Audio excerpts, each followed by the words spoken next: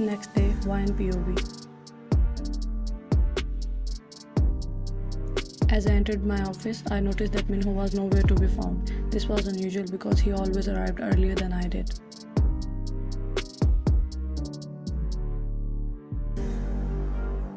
I couldn't help but feel a twinge of worry. I had grown to consider Minho as a good friend, and the thought of something bad happening to him made me uneasy.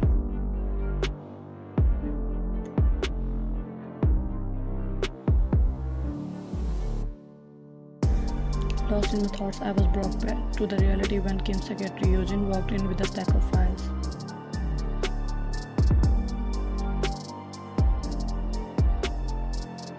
Good morning, here's your work for today, Yojin said as he handed me the files. I took them from him and gave him a slide book.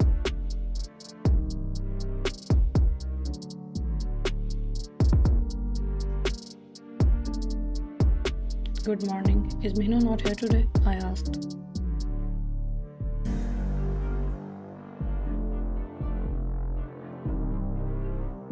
Oh, I forgot to tell you, he got into an accident, Yojin replied.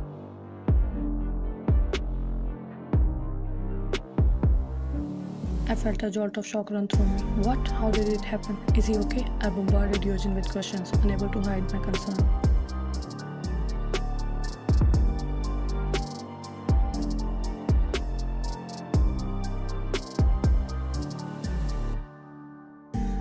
He's okay now, but he got some injuries. Luckily, he survived. Yojin reassured me with a smile.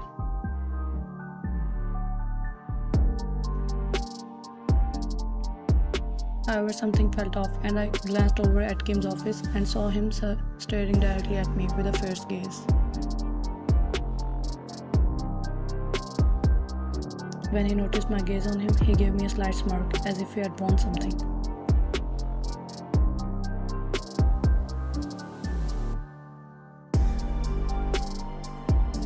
I couldn't shake off the uneasy feeling that settled in the pit of my stomach.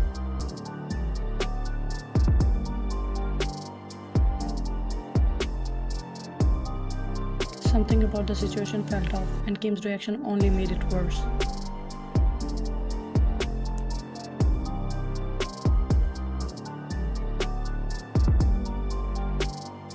Taehyung's POV. As I watched Wine's reaction to the news about Minho's accident, I knew that my suspicion about their relationship were correct. She was clearly worried about him.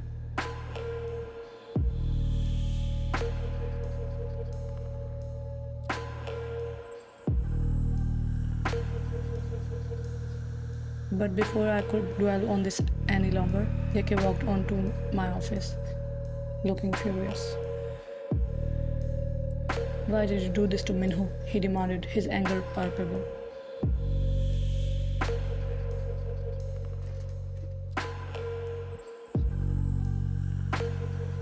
I decided to play innocent and tease him a little. What did I do? I asked innocently.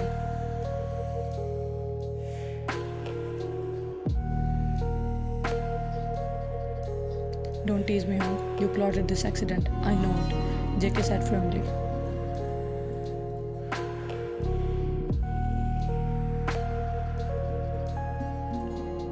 I rolled my eyes at his accusations. Plot an accident for that little bug, I said, pretending to be offended.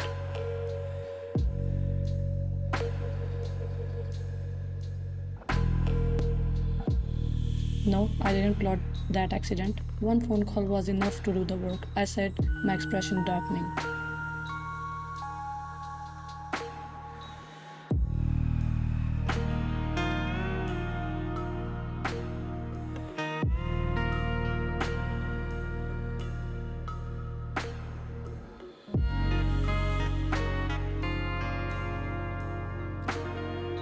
He was our loyal employee and a good friend of mine, JK said, his tone softening at the end.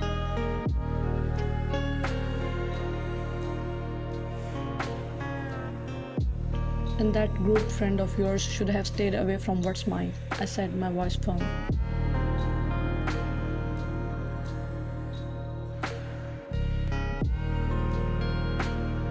You should be thankful that I didn't skin him alive. Just because he's your friend, I only gave him a few injuries. Otherwise, you know me, I said, making it clear that I wasn't someone to be messed with.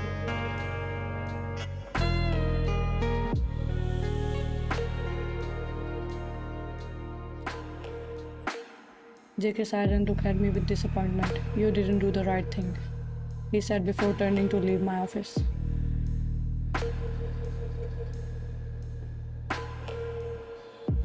I just chuckled at it worse. I was never want to do the right thing, I replied, shrugging my shoulders.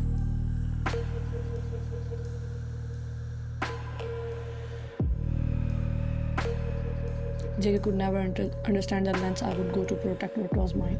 People often misunderstand me, thinking that I am just a troublemaker who enjoys causing chaos.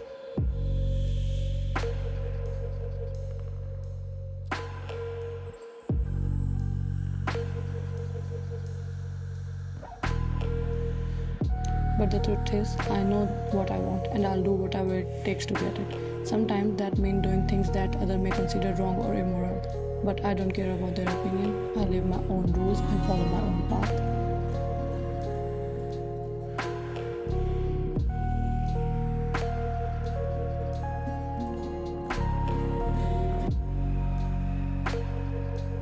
And if that means making enemies along the way, so be it. I know who I am and I won't apologize for it.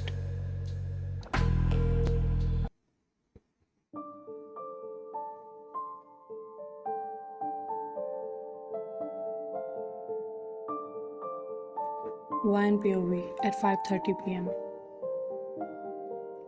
I completed my work earlier than usual so I can visit Minho in the hospital.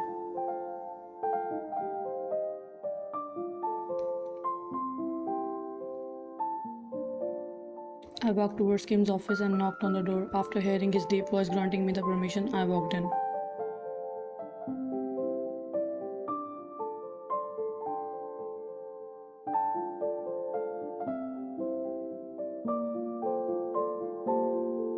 Ryan, here's my work for today. I stated while handing him the files. He replied while taking the files.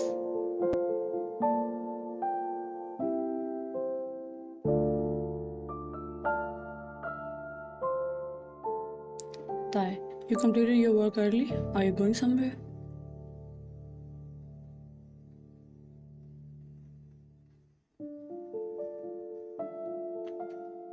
Fine, Mr. Kim, one of your employee got into accident. I'm going to pay him a visit.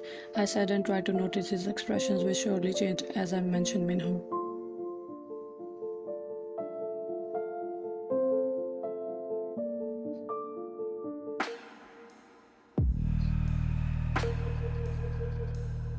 Tai, I see, so thoughtful of you, Miss Yumi, but as a gorgeous lady, you should be careful around men. Most of them are ready to pray, he warned, his gaze locked on me.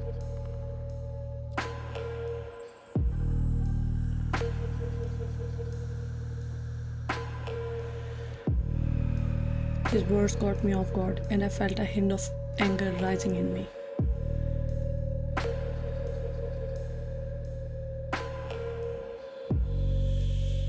Fine, I'm quite good at reading people's intention towards me. A woman's sixth sense is quite sharp. I know who is ready to pray and who is not.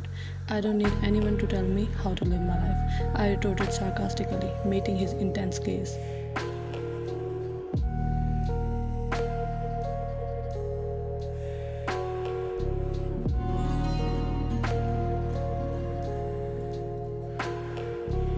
Tai, impressive. He raised an eyebrow in response, his lips curling into a smirk.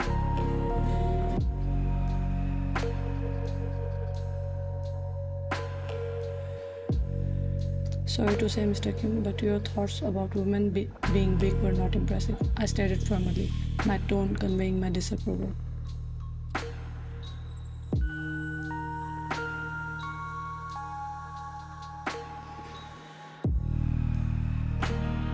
He leaned back in his chair, still wearing that smirk. And what makes you think I believe women are weak? He asked, raising an eyebrow.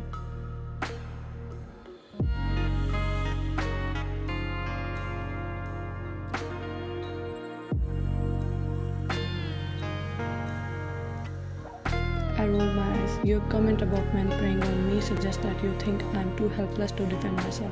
Well, I'm not. I'm perfectly capable of taking care of myself. Thank you very much, I replied, my voice laced with irritation.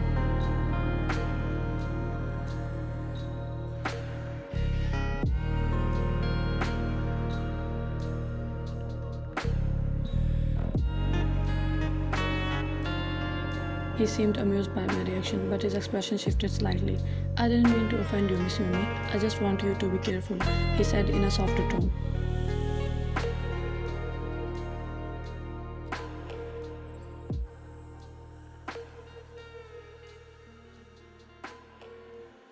I sighed, feeling a bit of guilty for snapping at him.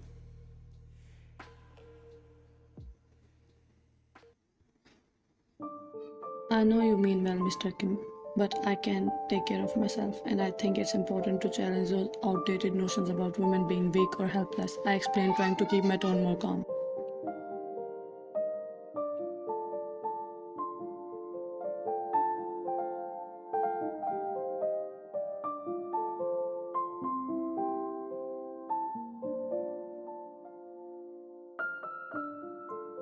He nodded thoughtfully. You're right, I'll keep that in mind, he replied, giving me a small smile.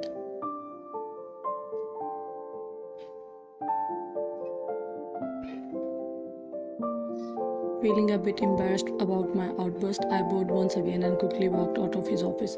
As I made my way to the elevator, I couldn't help but wonder if I had messed up my mission.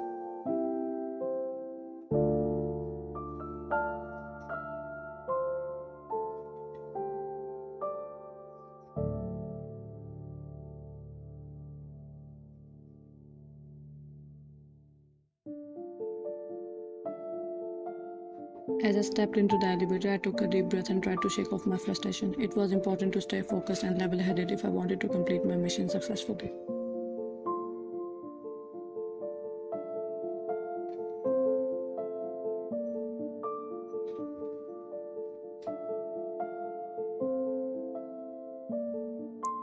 Taehyung's POV. As Vine walked out of my office, I couldn't help but grin to myself. She had a feisty attitude that I found incredibly alluring. No one had ever made me feel speechless like she has done.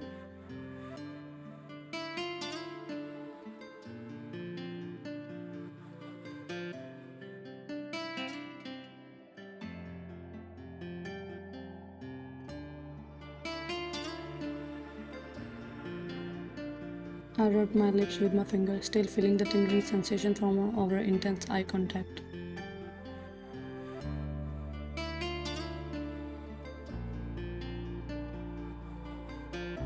Baby girl got attitude, I said to myself, chuckling softly. That's why she is mine.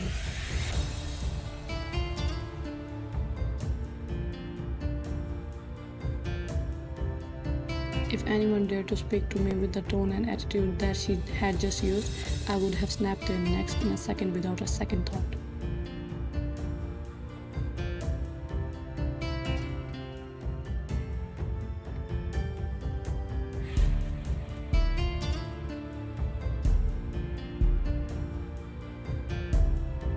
But in this particular case, everything was different. I was different.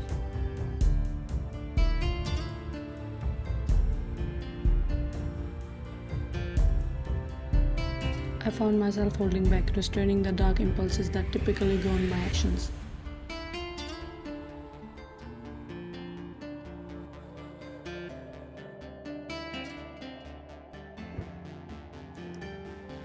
There was something about her that drew me in and made me want to claim her as my own. It wasn't just her beauty, but also her fierce independence and strong personality.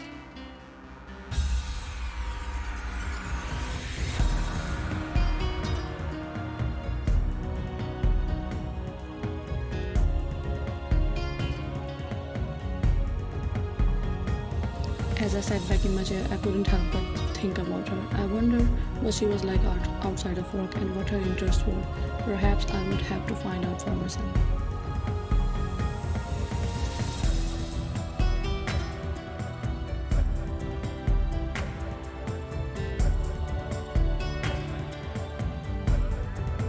I called my secretary and said, Tai, Yojin, make sure to transfer Minho to our Mexico branch when he returns, and also arrange a business tour in Italy for me and Miss Yumi. Yojin, yes, Mr. Kim, consider it done.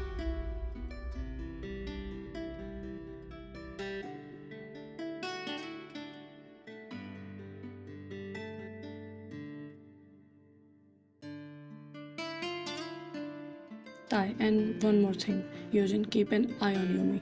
Tell me about her every move. Eugene, understood, Mr. Kim. Tai, good. That's all for now.